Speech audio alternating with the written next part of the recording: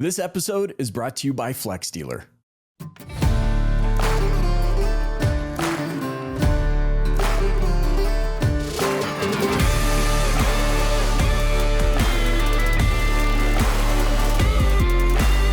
Hey, auto industry, welcome to this episode of the Dealer Playbook. Sit down with David Pulla, the president of Dynamic Tire. We're going to be talking about innovation in the tire industry. Let's go.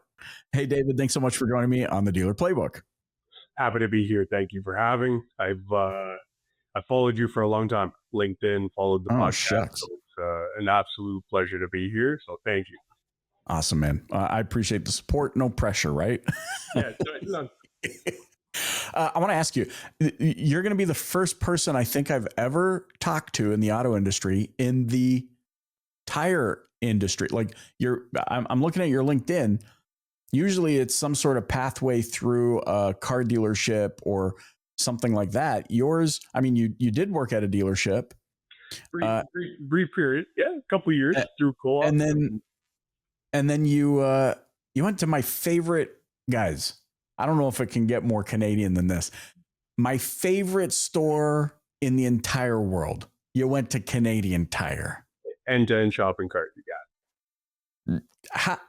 I was going to ask, like, how does one get into the tire industry? Because then you went on to Yokohama and Salem Tire, and I don't know if I said that right. Now you're the president of Dynamic Tire. What does your journey in the tire industry look like? How did you even get into that? Yeah, so I stumbled across tires in my path. Born and raised by a civil engineer, so concrete and construction was the childhood, and I quickly determined that wasn't for me. But nonetheless, I started changing tires at a young age at an independent retailer here in Ontario, and fell in love with it immediately. So once I finished high school, I was able to find the automotive business program at Georgian College. Mm-hmm. So I studied in the diploma program, took the bridge into the degree program. Nothing but high-end praise for Georgian and the automotive business program that they put on. But in that time frame, it's about a 4-year period. You have 4 different co-op courses. So that's actually where my dealership experience comes from. I was able to spend some time in sales, parts, service advising, but was actually reached out to by a recruiter once I graduated for Canadian Tire Corp. So spent just over a year there with them, was managing catalog content in terms of product assortment within their offering. Mm-hmm. A few different areas that I covered, but the majority of which was tires and wheels, where my passion lied.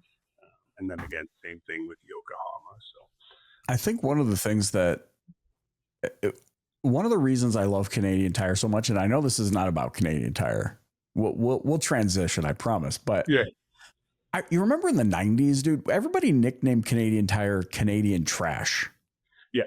Or right? It was like, Canadian Trash, because everything seemed to fall apart.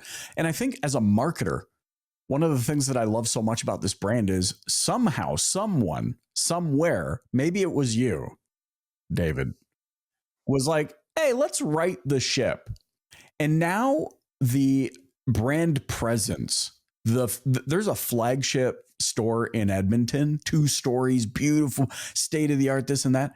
I want to move into that store. The sheer turnaround of the brand is nothing short of spectacular, which I think is so interesting. I recently brought our CRO to Toronto, and I'm like, he said, what do we got to do in Canada? And I said, you have to walk into a Canadian Tire. I can't explain it to you.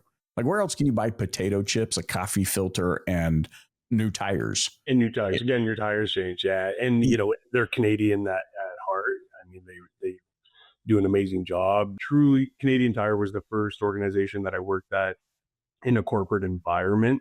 So having the experience with them in terms of forward thinking and common business practices, operational efficiencies, and just truly departmental flow because of how large they are and how many different departments they have. Tailored to even just automotive is extremely impressive. So they are forward thinkers. They do outside the box, absolutely. But like you said, how many places can you go that you're dropping your car off to get an oil change your tires, and in the meantime, you're picking up some groceries or, grabbing some pots and pans, household goods, so forth. So right. truly a Canadian staple. Absolutely. Every ornament on my Christmas tree, I think, is from Canadian Yeah, Tire. Like absolutely. the Americans listening right now, dude, are thinking, what is this place? You just have to go experience it. Yeah. You know what? It's this time of year is probably the worst timing for me to enter there, where it's, lawn and garden season, and all of the tools, and you can have some pretty good fun in there. So I'm curious about this because I know you're an individual that's big into leadership and personal growth and development. You mentioned that your time there, you learned a lot about operational efficiency. What's an example of that you're now taking into your role as president of Dynamic Tire? I would say, because of the size of that organization, especially when I was there, going on close to probably 12 years ago now, give or take, but their reporting in automation infrastructure was well ahead of the norm in the industry at that time. Mm-hmm. So there's a lot of redundant flows that you find in common businesses that you can expedite through automated reporting, scheduled calls, things of that nature. So, like here at Dynamic Tire, we're really focused on improving our efficiencies. Because we sell passenger car tires, yes, but we sell 9 other categories of product: off the road, mining, agricultural, so forth. So in order to be efficient in our day, like we just simply don't have enough manpower to truly execute without automation and having those efficiencies, right? So Right. ensuring our sales team has the necessary sales and product information at their disposal on a regular basis is crucial. But more importantly, I would say the efficiencies comes on the supply chain side, providing visibility into lead times, back order fill rates, production capacity of the factory, right? Yeah. Using AI and technology nowadays makes that a more seamless process, right? Especially as we kind of exited out of COVID here, right? For the last Mm-hmm. 3 years, especially during COVID, everyone, the most common question in the industry was, where are my tires, or where are my parts, where are my cars? So that's a big focus of ours right now. I imagine, and then you have something that's perishable. You have a consumable vehicle product in a tire that people. It's funny, like first of all, how big the opportunity in automotive consumables are. I don't have a better way. There's probably a better term for it, but I think, well, a tire is definitely one of those elements of a vehicle, of a tractor, of an airplane, of a mining vehicle that has to be swapped out regularly. But you're talking about supply chain and all of those sorts of things. And I'm wondering also the impact, or how you're looking at, how do I make sure that my product is not also sitting on the shelf and dying or becoming obsolete? Yeah, from an inventory position, from a retail perspective, or even a wholesaler at that, it's the having visibility into the granular data. So, for example, here at Dynamic with our inventory, we're able to segregate our inventory in 6-month cycles. So we know the timestamp that the products come in, and we know how long it's been here. So we're regularly monitoring that. That goes back to the automated reporting, where whether it's a biweekly or a monthly cadence that we have this report being spit out to our product team to view, we're able to take action on some of the slower movers when they're visible, right? Right. Without sort of analytics and that data insight, you'll never know. And oftentimes, especially even in my retail days, I recall it's you're searching through inventory to find a set of tires. Meanwhile, you find something else that you weren't looking for that's been there, almost a museum artifact, right? That we like to joke around with. But it's truly the visibility to it. And what that does, it allows you to take action, whether you need to liquidate because it's simply too long in your stock, or if it's not moving as fast as you had projected, it allows you to put the effective marketing solutions in place to drive awareness to that product. Interesting. I mean, you really, it's funny to me. I'm going to sound like the dumb guy here because I'm just so fascinated by the scope of everything that goes into our industry.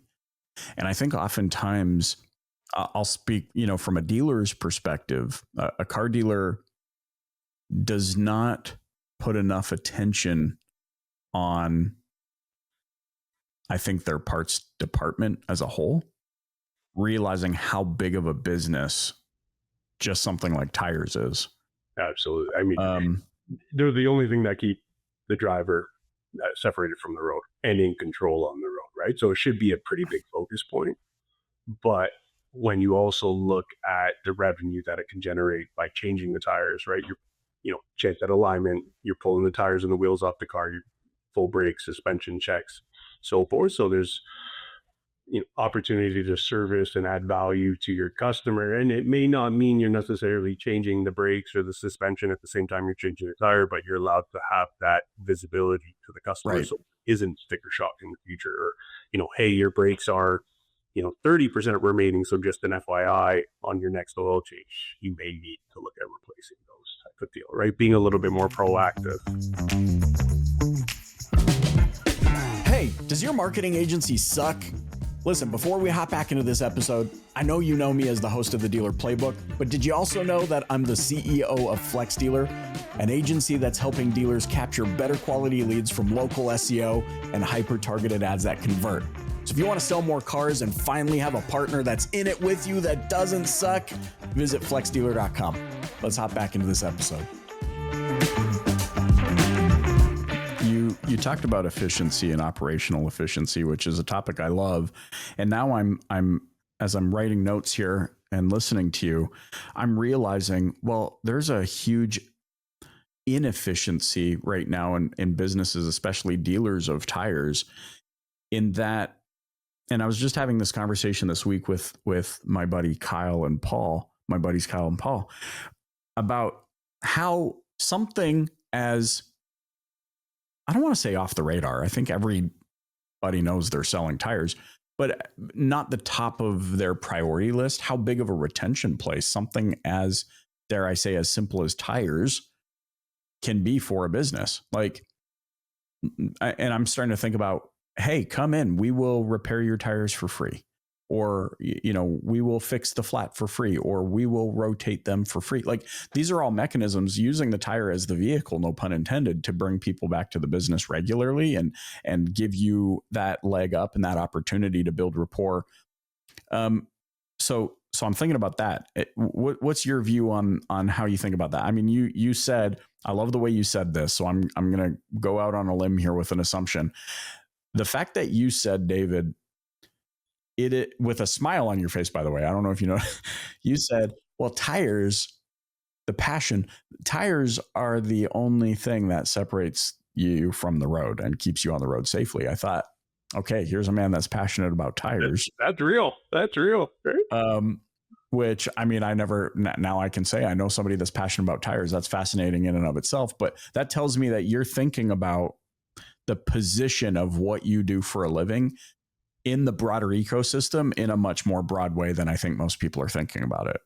Thank you. So circling back into your retention portion, it's speaking on behalf of the Canadian market, at least. I think we're starting to see more of it now in the automotive dealership world. I think the distributor business has changed that mindset, or is starting to. In the past, when distributors weren't necessarily around and you're focused with, your supplies coming more from a regional partner as opposed to national conglomerates, dealerships were forced to keep higher inventory levels of product, which raises your operational expenses, limits your cash flow. So wasn't necessarily, and then at times you're not turning that product fast to convert it to cash.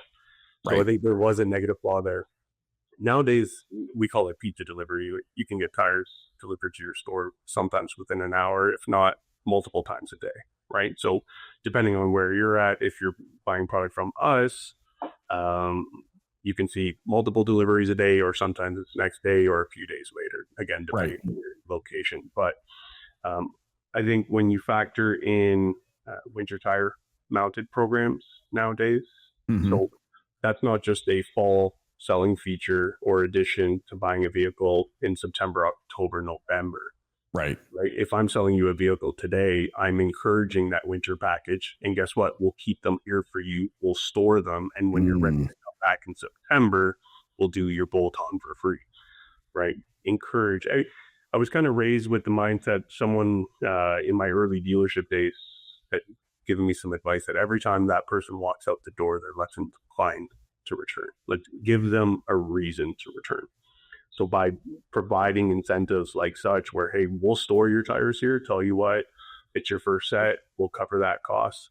Come back in September, we'll bolt up your winter tires.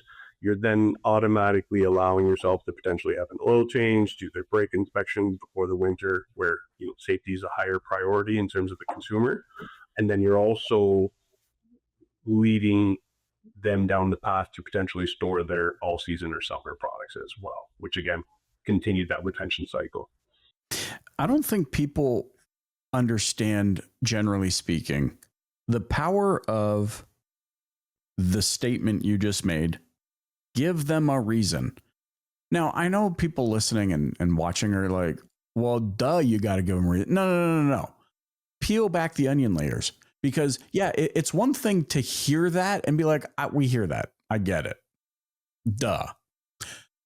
Okay, then the question becomes, well, then what is the reason you're giving people? As we peel back the onion layers and try and discover, well, what separates thriving organizations from those that perpetually struggle? Those that are struggling here, give them a reason and go, duh, David, thanks. Duh, Michael, why are you making such a big deal out of this? I'll tell you why. Because you are not yet giving people a reason. Yeah, exactly. What's your value add, right? What's your value add? If you're selling that oil change because of price, or if you're selling those tires strictly due to price, it's not a sustainable business practice. All it takes is one person that's $5 cheaper than you to lose that sale. But if you're able to display the value to that end user of why they may be a $5 gap between you and the independent retailer down the street, for example, they'd be more inclined, if they see the value in that service. Right. That, hey, we're not just changing your tires like that tire shop here at this dealership. We're full mechanical. That's where we're going to provide you a brake inspection, provide you an alignment screen, right? Top up your washer fluid, X, Y, Z. Little value adds that all, yes, they do raise the costing that you're charging, but again, it's peace of mind for the consumer, right? Right. And I'm thinking about it in conjunction with this. I think, and I know you see this all the time, I see it all the time, which is businesses are simply just not giving themselves enough at bats. They are expecting the customer to do so much. And maybe the internet has made us believe that the customer is doing so much more work than they actually are. But to your point about give them a reason, provide and build a process around the value add. In so doing, like you've brought up rotation, you brought out brakes, oil changes, storage. All these examples are providing your business one more at bat to delight the customer, to deepen the relationship, to make it more meaningful, and to push out, like you said. I love it because you're right. $5 and I'm choosing somebody else if I don't have those things. But each one of these things you brought up create a compelling story for me as the consumer about why I would never want to think of or choose another dealer. I want to ask you this, though, as we start to wind down. People think of tires, and I would venture to say that majority of people, myself included, go, tires are rubber. Why is David so excited about rubber? Like, wow, tires. But being in it the way that you are, you're seeing considerable innovation inside of this industry. What's an example of what does that even look like? Because for a guy that goes, tires are rubber and they're round, what are you seeing from an innovation perspective? What's the tire industry doing that you're really interested in, that you're saying, oh, that's going to be something that materializes in a big way? Absolutely. I think before I get started on that, the guy that's saying tires are only rubber and they're round, I would want to ask him that question when he's going 120 on the freeway. and then see what he has to think about his tires. But jokes aside, I think there's a few different avenues I could go down in terms of that question. EVs, top of mind. But at the end of the day, no matter what category of tires you're talking, whether it's for transport trucks or consumer cars, agricultural, construction. Everything nowadays is getting bigger, heavier, faster, while looking to be more fuel efficient. So typically in the tire world, they're what we call the magic triangle, where you're looking for longevity, traction, and then durability, right? So in order to have additional traction, you need to sacrifice longevity, typically, right? And if you're sacrificing to make something more durable, it's going to be a harder tire, right? Harder rubber. So again, you are sacrificing your traction because you need a softer compound for traction. So I think it's pretty cool where our organization, we're part of a global group, Ceylon Tire, number 10 in the world.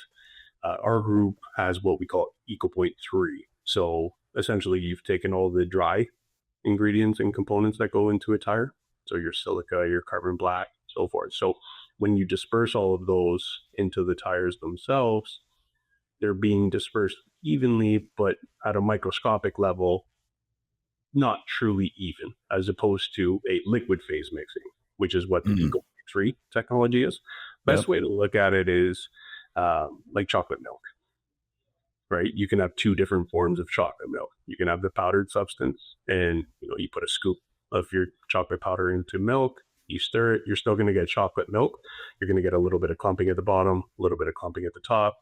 Or you have like your Nesquik liquid form, where it disperses much more evenly across, which is a more consistent blend. So long story short with that is, and technology like EcoPoint 3 allows manufacturers to pull different levers and expand that triangle, where you're able to have a more durable tire that lasts longer, that's more fuel efficient.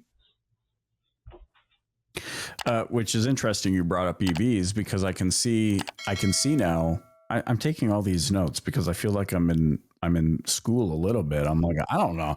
I'm like, I've never had so much fun learning everything I don't know about tires. Both tires, absolutely. EVs, it's heavier vehicle, high torque, heavy weight, right? It's a recipe to cook tires naturally. Right. And are we seeing, I'm picturing people in lab coats somewhere playing around with all sorts of different compounds to say, well, how can we, with all of those known factors like you talked about, where the vehicle's getting heavier and faster and more torque and all these sorts of things, do you think we'll see in the near term a tire that can last more than a year or two on an EV? Absolutely. I think it comes down to so many different factors, right? Air pressures, the environment that's being driven in, the person behind the wheel driving it, right? So, but at the end of the day, I absolutely think there are a ton of focus points on that. And it goes back to like being able to build a reinforced sidewall in order to handle the weight. Right. And then combining that structure with a contact patch that has to handle the instant torque that comes from an EV, right? So I think that's the tough part in terms of having the magic recipe. I do think there are a lot of brands out there that have accomplished a lot of great things. That the R&D never stops, though, right? And we've gotten to a point where there are tires performing well on EVs. Yep. Where they're seeing their second season and potentially entering into their third, but I think there's still a long way to go as well. Interesting. Especially as EVs really in the whole light truck segment, right? Like we're just starting to see the Ford Lightnings out there and the Tesla Cybertruck. Yes, right. Right. Like that's a whole new avenue that in terms of tires. So it's it's interesting to me because I've been doing this show for so long, and there are. Just when you think, man, I think I've got my head wrapped around this, a guy like David Pulla comes on the show and says, but you didn't think about it from this angle. And so here we are. This has been a delight, man. I'm just thinking about all of the implications on that and just the connectivity between the plans that an OEM has to develop a new vehicle like a Cybertruck or a Ford Lightning or the new Sierra or the Hummer EV, and how that could potentially set out a trigger effect of, oh crap, well, there's now right back to R&D we go, because we got to figure something out on the tire side. And what does that mean for road production? And what does that mean for steel production? And there is no two ways to dice it. This industry is so connected on so many levels. For those that are listening and watching, how can they get in touch with you? Yeah, you can find me on LinkedIn, David Pulla, or you can visit us at dynamictire.com. I love it, man. Dynamictire.com. We're going to link to it all in the show notes. David Pulla, thanks so much for joining me on the Dealer Playbook Podcast. Amazing. Thank you so much for having me. Hey, thanks for listening to the Dealer Playbook Podcast. If you enjoyed tuning in, please subscribe, share, and hit that like button. You can also join us and the DPB community on social media. Check back next week for a new Dealer Playbook episode. Thanks so much for joining.